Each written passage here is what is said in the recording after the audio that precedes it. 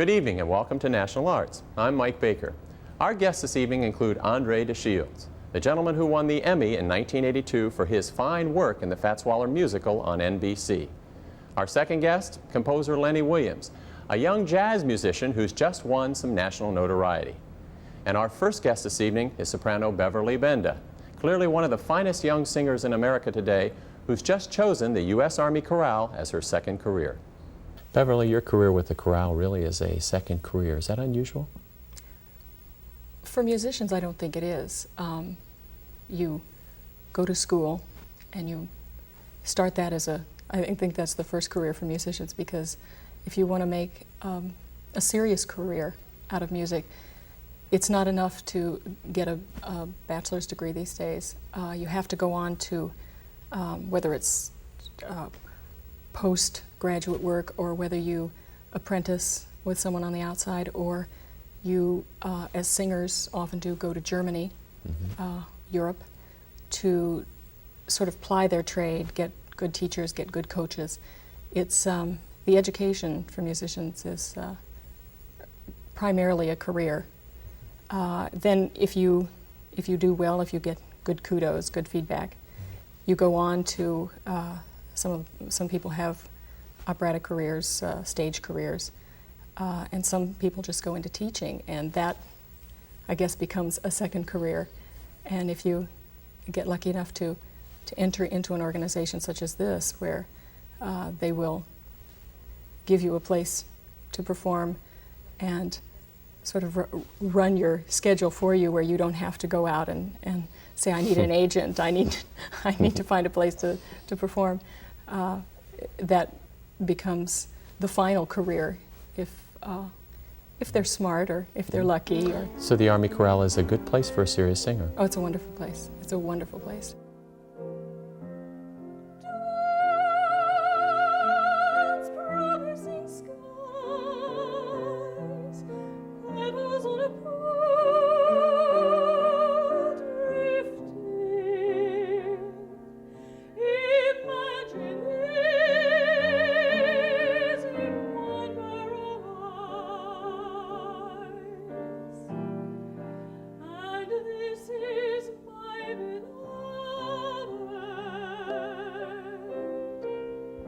I don't think a lot of people realize the caliber of music that is done here. We have a full staff of arrangers, composers that will take the people that we have here and put together arrangements of pieces to suit the personnel that we have. There's one person in particular that was instrumental in getting you involved with the Army Chorale. Who was that person? That's Linda Raymond, who is our NCOIC, our NCO in charge of the chorale. And I had done a performance of Brigadoon about 2 years ago, and met her at a picnic. And she said, oh, I have to talk to you. She said, I saw you in this performance, and have we got a spot for you? And she said, we've been looking for a classical soprano to do some of our higher brow concerts and stuff. And they had lost 2 classical sopranos in a very short period of time. And they were looking for someone to fill in those gaps. And so she said, come over to the band and see what we do. And these are when our concerts are, and please come. And she did a very good job, did a very good job. Your father is a retired general in the United States military. You decided to get involved with the United States Army as a second career. Was he surprised? He was surprised. Yes, he was very surprised. But he's always been the kind of person that said, well, if that's what you really want to do, go ahead and do it. He has a great deal of respect for the military bands. He had been involved with Colonel Gabriel, who was with the Air Force band. He was an Air Force general, is an Air Force retired general, and was very proud of working with that organization, and knew basically what I was going into here. I think he wasn't quite sure how I would handle things like basic training and being away from family for 2 months. How did you handle it? Oh, great.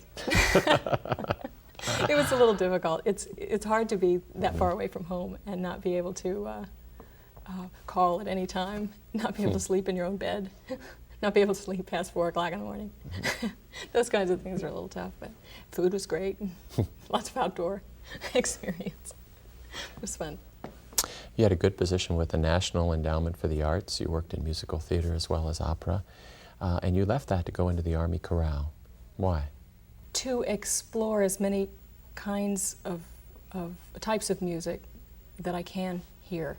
There's a whole repertoire of band and show music that I know about but have never done, and they're very good here about saying, "What do you want to sing?" or who do you want to sing with? And being able to see how far I can stretch is probably my biggest goal here. Mm-hmm. It's a team sport at the band building. You work with a lot of other people, but it's also a really nice family kind of situation where they help each other out. And it's nice to sit in that and feel safe enough to try out some of that stuff that you never even thought about doing. And when he speaks, and when he talks to me, music, mystery,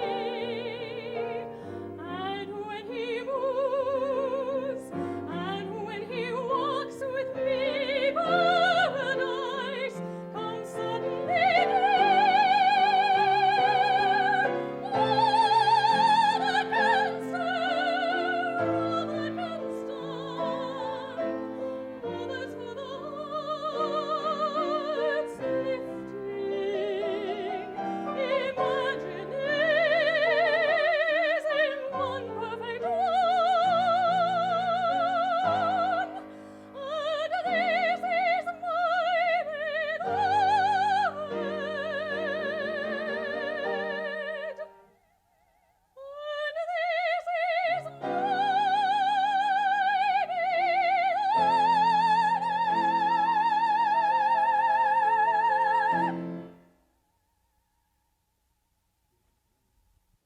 André De Shields had a love for literature and majored in English.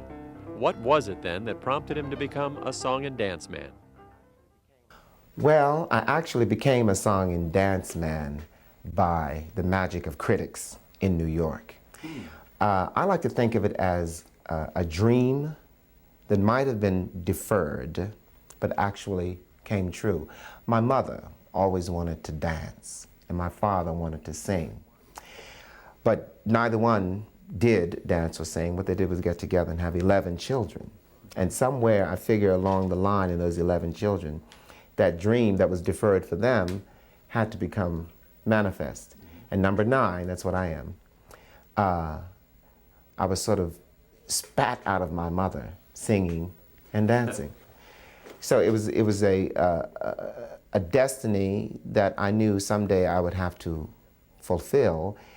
Just all the right circumstances had to come together.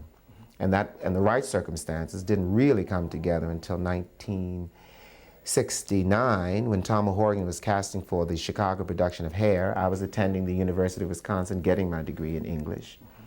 And I went down to Chicago and auditioned for the show. I was very naive at the time, thinking that I'd go down, I'd impress this guy, he'd hire me, and that was it. So I went down, and there were like 600 people at this audition. And I did get a call back, but I was a student in school, so I didn't know what I was going to do. But again, in 1969, the era of the hippies, so I slept overnight in Grant Park, which a lot of people were doing at the time, in Chicago, so I could make my call back. Ultimately, I was hired for the show. That was my first professional gig, and fortunately, I've been blessed to work pretty steadily ever since then. But that I am a performer, I owe to my mom and my dad. Your first Broadway show was Warp. Can you tell me about that? It was the precursor, if you will, to Star Wars, believe it or not.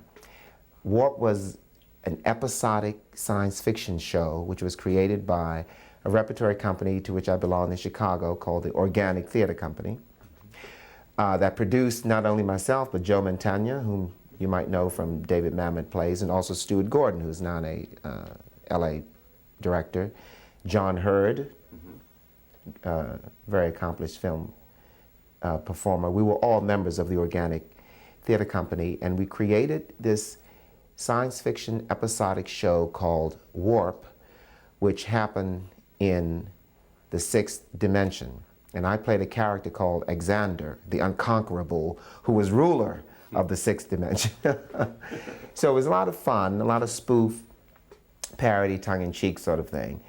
And the producer picked it up and took it to New York in 1973. We had already played it for almost 2 years in Chicago.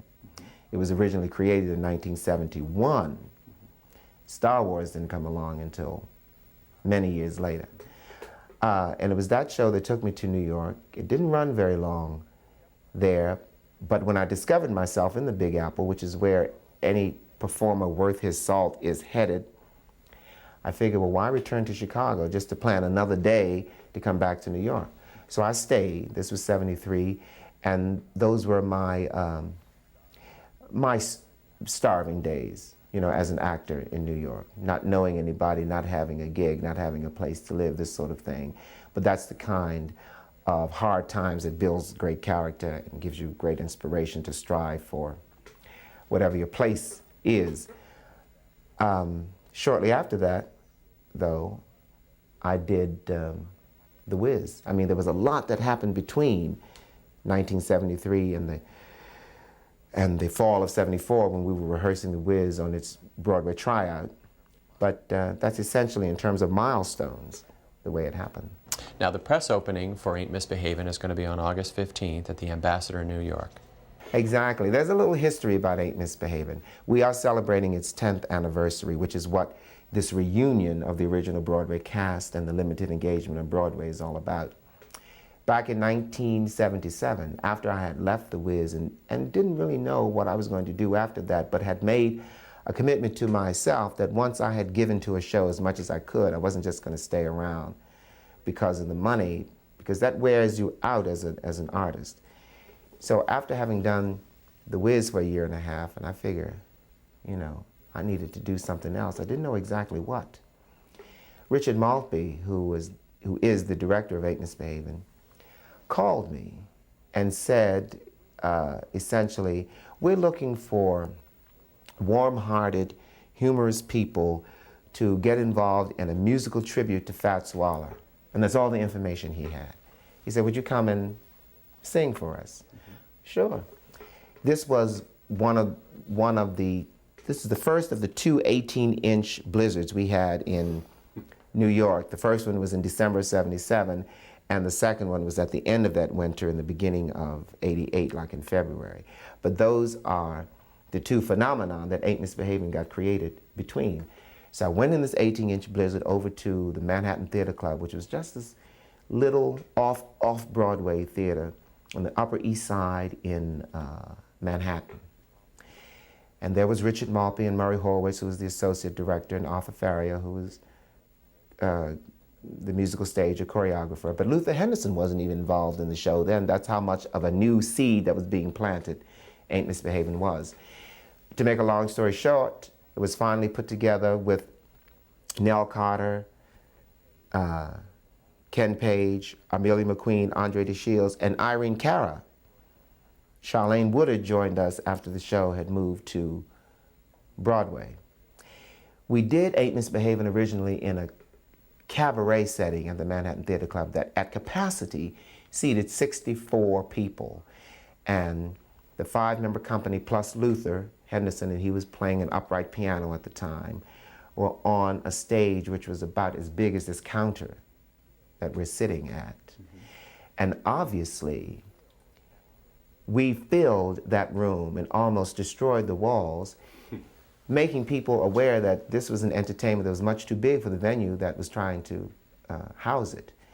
That kind of energy quickly gets to the powers that be. In this case, it was Manny Eisenberg for the Schubert Organization. They smelled money. 4 weeks later, we were in rehearsals for the Broadway company. We opened the night before the cutoff for the Tony nominations and went on to win at the Tonys as the Best Musical, Best Featured Actress for Nell Carter, and Best Director for Richard Maltby. There were actually 500 Fats Waller songs to choose from. It was narrowed down to 32, and the cast actually had some input into what would be sung. Is that true? It was, figuratively speaking, it was essentially take the catalog of songs, throw it up in the air, and whatever lands on you, that's the song you're going to sing. So we really had to try the songs on as if we were trying on costumes, because not everyone fit the person who was singing it immediately. So different people performed different songs until we finally realized that the essence of the song fit the essence of this character like a glove, which is why when you see the five of us performing Ain't Misbehavin', you're not seeing us wear characters that were invented for us. You're actually witnessing persona that we possess as ordinary human beings, and we enlarge it in order to get the show beyond the apron and into the house to 1,500 people.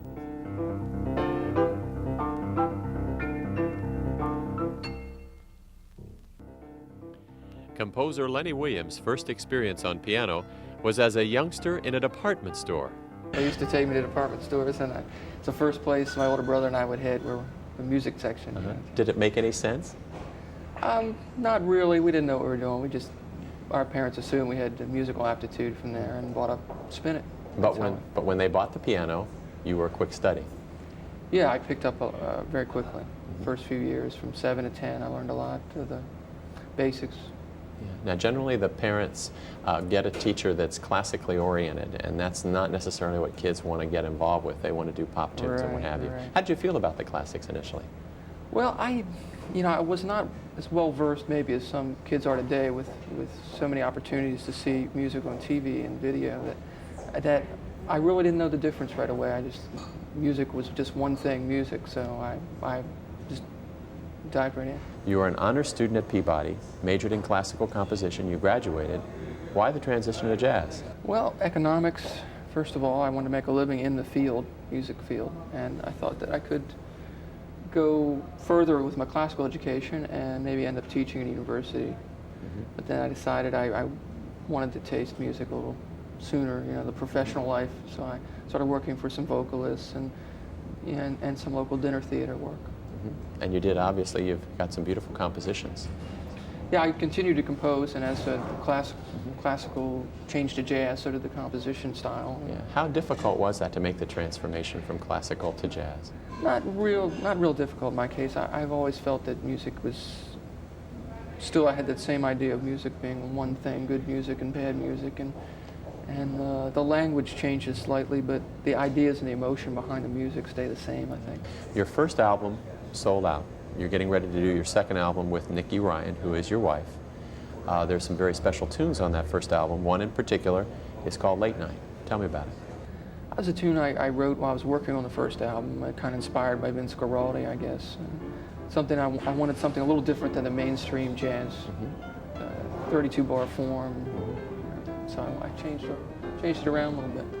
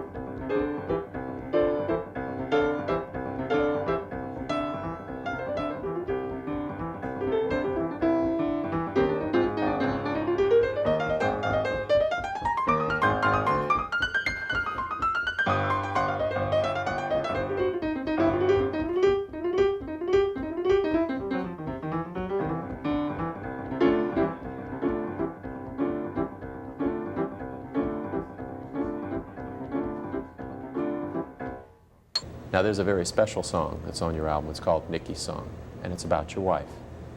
That's two 16-bar phrases, standard jazz kind of tune, and originally composed, I think, earlier, before the first album came out, a couple weeks before, and then I changed it around some, and then we got in the studio and changed some more, and now I keep changing it. From each time I play it, I change it a little bit.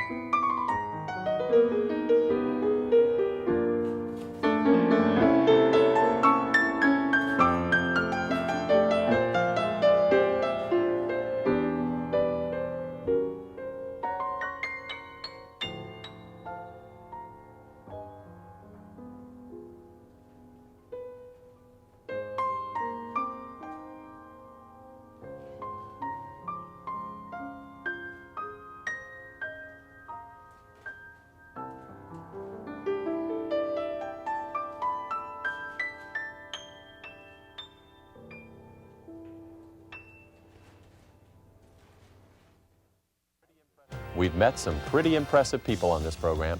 So until next time, remember, art was meant to be appreciated, so be a part of it. I'm Mike Baker.